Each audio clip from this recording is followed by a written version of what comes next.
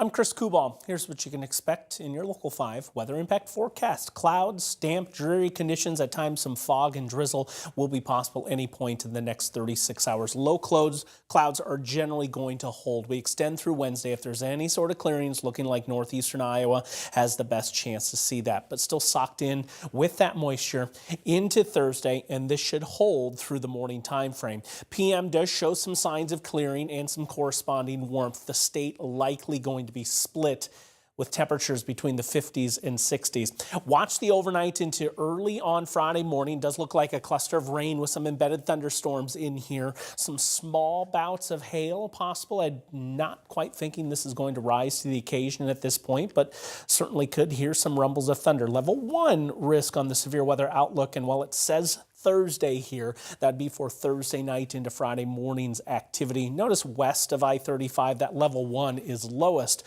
on the scale there, but we're more eyeing Friday. I think that's going to be a more robust, vigorous setup for seeing strong to severe storms into the evening.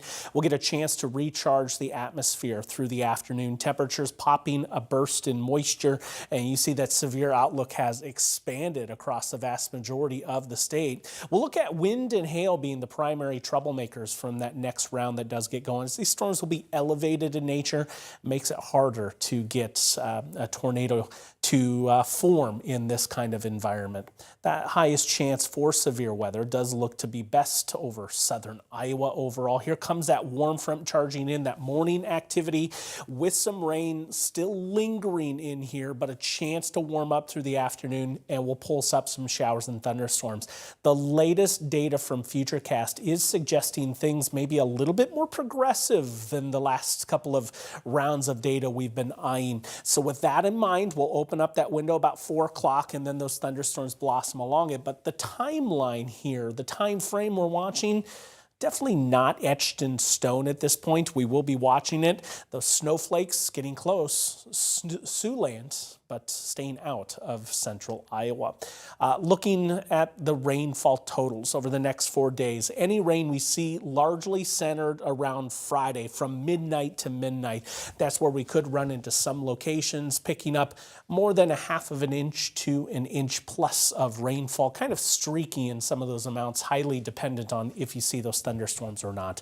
35 degrees tonight with our overnight low. Wednesday, 50, a little bit of clearing in northeastern Iowa. Those temperatures may be slightly warmer as a result.